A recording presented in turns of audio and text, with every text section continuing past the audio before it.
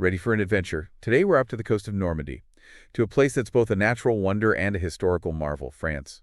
Mont Saint Michel. Ah, Mont Saint Michel. It's this rocky island, straight out of the sea, topped with a medieval abbey. Like something out of a storybook, really. It's a truly unique place. And you wanted to know more about it, so we're happy to be your guides. The story of how this island came to be is, well, fascinating. Okay, I'm intrigued. So millions of years ago, get this, it wasn't an island at all. No. It was connected to the mainland. Wow. But over time, the sea level rose. And that, combined with erosion, carved out the bay, leaving this incredible granite outcrop behind. So we're talking about forces of nature working over millions of years to create what we see today. What kind of rock are we talking about specifically? Mont Saint Michel is made of a unique type of granite called Luca granite. Luca granite. Yeah, it's lighter in color than typical granite, which, well, adds to the island's striking appearance. And this rock is incredibly durable. It's solidified from molten magma, wait for it, 0.525 million years ago. 525 million years, and it's been weathering the elements ever since. Ever since. Talk about resilience. And speaking of powerful forces, the tides around Mont Saint Michel are legendary. Oh, tell me about it. 14 meters difference between high and low tide. That's almost 46 feet. I can only imagine the challenges, maybe even dangers, people face crossing those sands to reach the abbey. Absolutely. For centuries, pilgrims and travelers had to carefully time their journeys to avoid being caught by the rapidly rising tide. I bet. There are numerous accounts of people being swept away by the currents. It's almost as if the island has its own heartbeat, synchronized with the rhythm of the ocean. A heartbeat. That's a great way to put it. It kind of gives a whole new meaning to the phrase tidal wave, doesn't it? But those powerful tides didn't just create challenges. They also shaped the landscape in a very literal way, right? They did indeed. The constant ebb and flow created vast salt marshes, perfect for grazing sheep. In fact, salt meadowland is a regional delicacy. The unique flavor of the meat comes directly from the diet of those sheep, grazing on the salty grasses. But there's another side to this story. Oh. A less desirable consequence of the tides. Silting. Silting. So sediment building up around the island. Wasn't there a pretty massive project undertaken to address that? Yes, and it was a considerable undertaking. You see, the problem was exacerbated by human intervention, polarization. Polarization. Yeah, that's the process of reclaiming land from the sea. And the canalization of the Couesnon River disrupted the natural flow of water.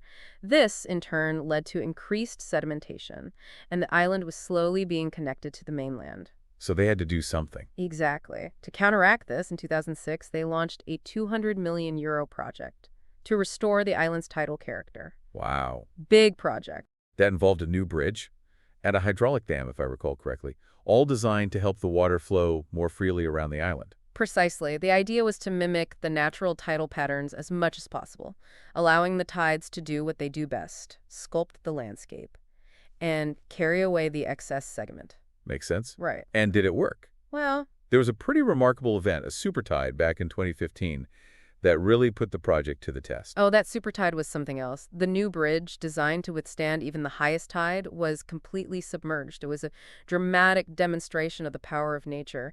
And to answer your question, yes, the project has been successful. The tides are gradually restoring the island's unique environment, but it's a slow and ongoing process. It's incredible how, even with modern engineering, we're still working with, not against, those natural forces. But of course, Mont Saint Michel is much more than just geology and tides. So much more. It has an incredibly rich and layered history as well. Oh, absolutely. The island's history spans centuries, full of legends, religious significance, and of course, power struggles. All the good stuff. So let's get into that. This is where things get really interesting. Okay. We have the legend of the Archangel Michael. Appearing to Bishop Auber in the 8th century, he instructed the bishop to build a church on this rocky island. And, well, that's where it all began. That's the traditional story. And from those humble beginnings, this abbey became a major center for pilgrimage and a seat of religious power. It drew monks, pilgrims, and even kings. But its location and, well, the inherent defensibility of an island abbey Right. meant it wasn't always a peaceful haven. Mont Saint Michel was highly coveted, caught in the midst of conflicts between various factions. The Franks, Vikings, Bretons, and Normans all vied for control. It was a prime piece of real estate. A fortified island abbey. You can absolutely see why everyone wanted it. And it even played a role in the Norman conquest of England, didn't it? It certainly did. The Bayeux Tapestry, which depicts the Norman conquest, actually includes Mont Saint Michel in its imagery. It even shows Harold Godwinson, who would later become King of England, rescuing Norman knights from the quicksand, surrounding the island. Wow. It's a moment that highlights the complexity of the time. Even amidst conflict, there were instances of courage and compassion. That tapestry, an incredible primary source from that era, a window into history. Truly. But the island's strategic importance didn't end there. Nope. It endured multiple sieges during the Hundred Years' War. And wasn't it used as a prison at various points? You're absolutely right. The English attempted, unsuccessfully, to capture the island on 2 occasions during the Hundred Years' War. And yes, Mont Saint Michel was later used as a prison. Oh, wow.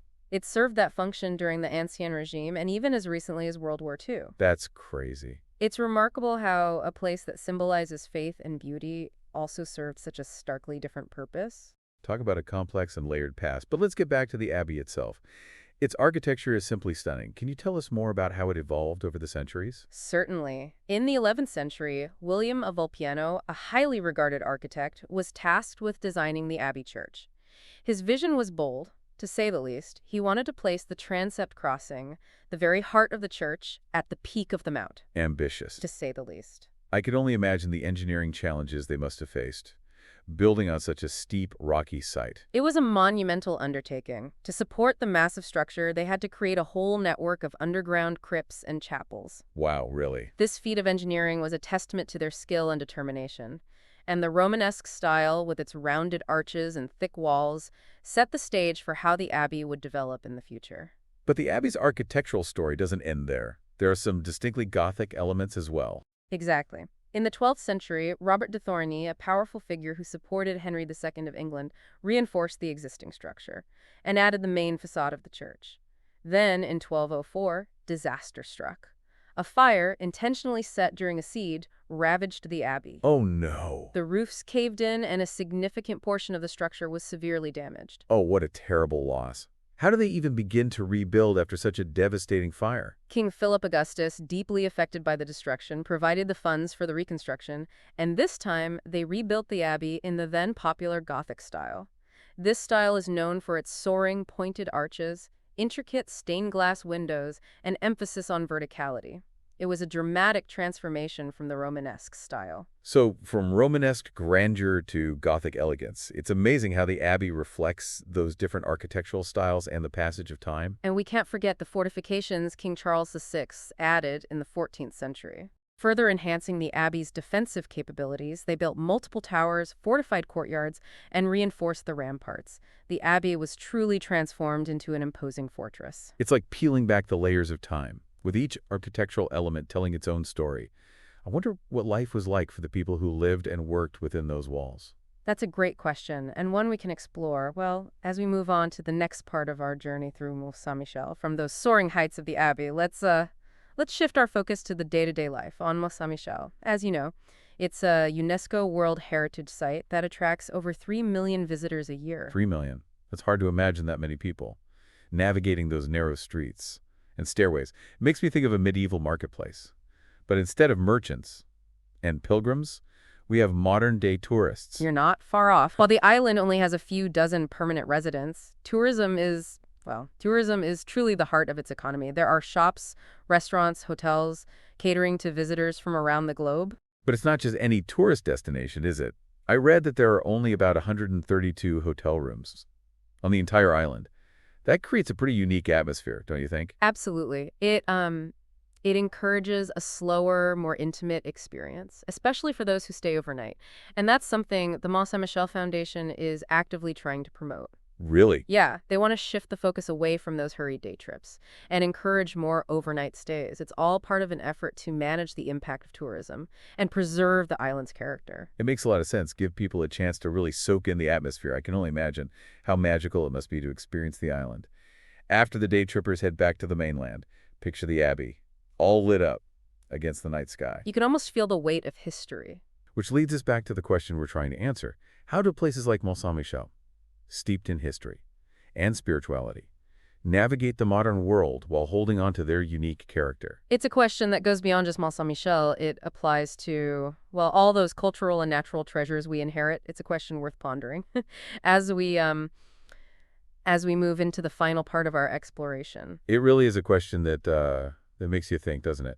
How do we make sure these incredible places, like Mont Saint Michel, continue to inspire and amaze people for generations to come? It's a challenge, but also a responsibility, and it's about more than just preserving the physical structures. Right, it's about protecting the stories, the legends, that feeling of awe that these places evoke.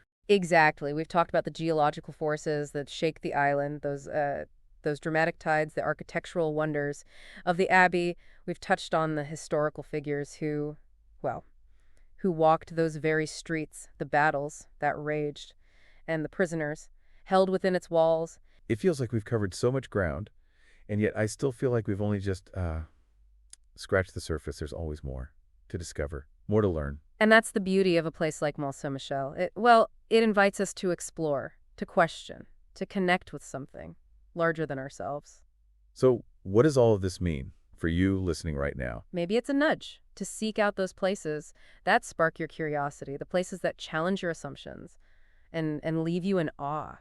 Perhaps it's a call to be a more mindful traveler, to engage with history and culture in a way that's both respectful and meaningful. Or maybe it's simply a moment to appreciate the beauty and the fragility of our world and to think about our role in safeguarding these treasures for the future. Beautifully said. It's been a journey of discovery for both of us. Thanks for joining us on this exploration of the wonders of Mont Saint Michel.